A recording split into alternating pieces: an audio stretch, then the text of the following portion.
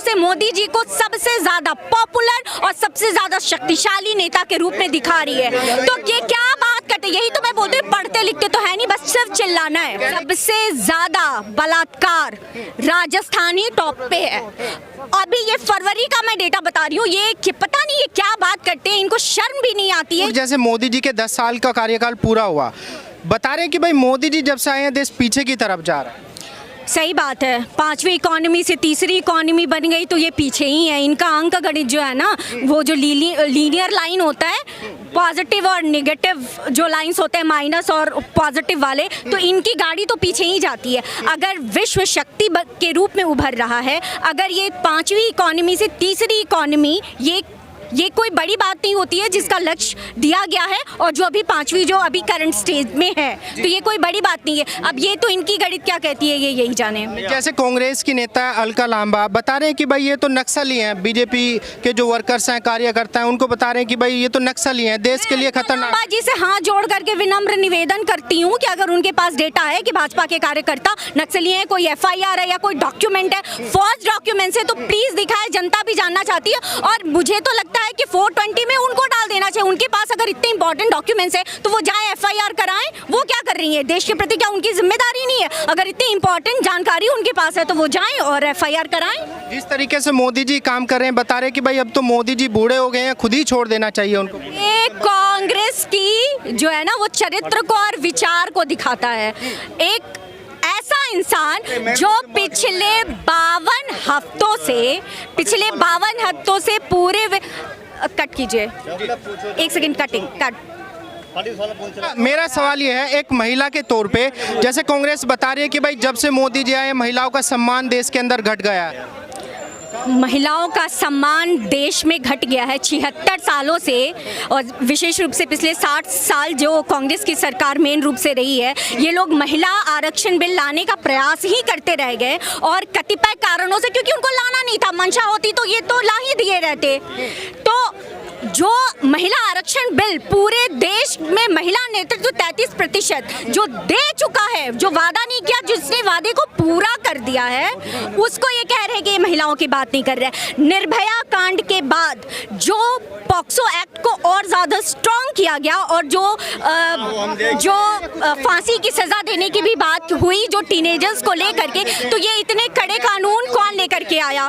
तो आप सबसे बड़ी बात, जो गांव की महिलाएं शौचालय के लिए सुबह और शाम, जिसकी प्रतिष्ठा इज्जत हाथ में लेकर के जो निकलती थी और इतनी बदसलूकियां उनके साथ होती थी, उससे सबसे बेसिक सी बात होती है, वो शौचालय इज्जत घर देने का काम किसने किया? तो मैं तो महिला होने के नाते मैं कैसे बोल दूं कि उन्होंने महिलाओं की सुरक्षा के लिए और प्रतिष्ठा के लिए और इज्जत के लिए काम नहीं किया? बता रहे हैं कि जिस तरीके से बीजेपी के राज्यों में महिलाओं की जो दुर्गति है वो हमारे राज्यों में नहीं है। जैसे हमारे राज्य है, झारखंड है, राजस्थान है, सबसे ज्यादा सुरक्षित। राजस्थान NCR भी पिछले आप कई सालों के डेटा निकाल दीजिए, सबसे ज्यादा बलात्कार राजस्थानी टॉप पे है। अभी ये फरवरी का मैं डेटा बता रही हूँ, ये पता नहीं ये क्या बात करते हैं, इनको शर्म भी नहीं आती है, इतने सफाई के साथ झूठ बोलते जाते हैं।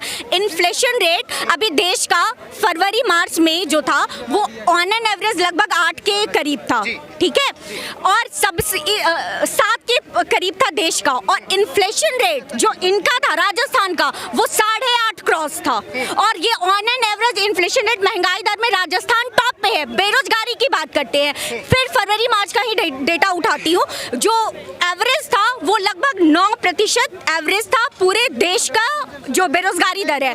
28.3% बेरोजगारी दर है राजस्थान की। ये क्या बात करते हैं, इनको शर्म भी नहीं आती। वो फिर भी दावा कर रहे हैं कि भाई जैसे ही कांग्रेस सत्ता में आएगी बेरोजगारी और महंगाई को जड़ से खत्म कर देगी। जैसे इंदिरा गांधी ने नारा दिया था, आज तक खत्म ही करते रह गए। अब राहुल गांधी जी खत्म करेंगे, फिर अब इनकी तो शादी हुई नहीं है तो मैं बता नहीं सकती, फिर प्रियंका वाड्रा गांधी जी के बच्चे भी यही नारा देंगे कि हम बेरोजगारी खत्म कर देंगे, हम गरीबी खत्म कर देंगे। ये गरीबी खत्म करते करते गरीबों को खत्म कर देंगे, लेकिन इनसे गरीबी। मेरा एक सवाल आपसे ये होगा, G7 का समिट हुआ जापान के अंदर, वहाँ पे जो प्रधानमंत्री थे न्यू गिनी के, उन्होंने प्रधानमंत्री जी के पैर छुए, उस तस्वीर को पूरी दुनिया ने देखा, पूरी दुनिया ने उसको सराहा, लेकिन वहीं पे बता रहे कि भाई मोदी जी के अंदर वो काबिलियत नहीं है जो तस्वीरें दुनिया देख रही है। अमेरिका की सबसे बड़ी कंसल्टेंसी एजेंसीज में एक है मॉर्निंग कंसल्टिंग एजेंसी। उसका काम एक होता है कि हर हफ्ते वीकेंड पे पूरे विश्व के 22 नेताओं की लिस्ट निकालती है और वो ये एवरेज करती है कि इसमें सबसे शक्तिशाली कौन है। पिछले 52 हफ्तों से पूरे विश्व में विश्व की सबसे बड़ी कंसल्टेंसियों में से एक 52 हफ्तों से मोदी जी को सबसे ज्यादा पॉपुलर और सबसे ज्यादा शक्तिशाली नेता के रूप में दिखा रही है। तो ये क्या बात करते, यही तो मैं बोलती हूँ, पढ़ते लिखते तो है नहीं, बस सिर्फ चिल्लाना है। कह रहे कि वो तो पैसे दे के भी कराया जा सकता है, कोई ताकत मोदी जी में नहीं है, वो 56 इंची का सीना नजर नहीं आता। ये क्या बोलूं मैं, अगर मैं मुझे कुछ देखना ही नहीं है तो मैं नहीं देखना चाहूंगी। जो नहीं समझना चाहता है उसको नहीं समझाया जा सकता है। वो उनको ये सारी खींच है, उनका क्षोभ है, क्योंकि उनको दिख रहा है कि 2024 में ये किसी से गठबंधन कर ले, पूरे घटक दल तो विपक्ष एक हो ही गया तथाकथित रूप से, लेकिन इनको ये है कि इनको ये अंदर इनकी अंतरात्मा जानती है कि मोदी जी फिर से आने वाले हैं, तो ये सिर्फ इनका शोभ है। मेरा जिस तरीके से मोदी जी से मिलने के लिए बाइडन बेताब है, रशिया के पुतिन बेताब हैं, सारे बड़े बड़े वर्ल्ड के लीडर मोदी जी की प्रशंसा कर रहे हैं, तो ये अफवाह है या सच में मोदी जी काबिलियत रखते हैं? काबिलियत है, लियाकत है, कॉम्पिटेंट हैं। अरे यूक्रेन से हमारे बच्चे, हमारे स्टूडेंट, हमारे इंजीनियर, आर्किटेक्ट, एमबीबीएस डॉक्टर वहाँ फंसे पड़े थे रशिया और जब इसका यूक्रेन का युद्ध हुआ। ये मोदी जी की होशियारी है।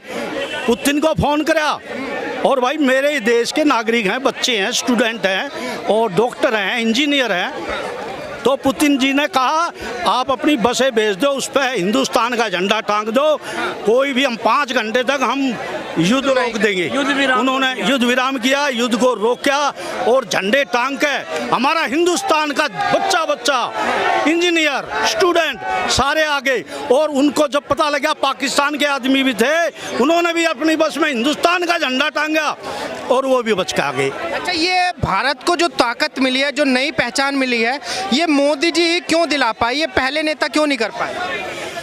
विल पावर नहीं थी। अब आपको मैं याद कराता हूँ, राजीव गांधी 418 एमपी जीत का आया था। वो धारा 370 को तोड़ सकता था बहुत आसानी से, लेकिन विल पावर नहीं थी, हिम्मत भी नहीं थी 370 पर बात कर ले। ये नरेंद्र भाई मोदी है, धारा 370 को इस तरीके से तोड़ा, इस तरीके से इराडिकेट कर दिया, ना कोई खून खराबा हुआ, ना जनहानि हुई, ना संपत्ति हानि हुई और बड़े आराम से हो गया। वकील साहब बता रहे हैं कि भाई अब तो मोदी जी की जो है उम्र भी काफ़ी हो चुकी है और मोदी जी को खुद ही गद्दी छोड़ देनी चाहिए। जिंदगी के 10 साल घटा के मोदी जी को दे दे।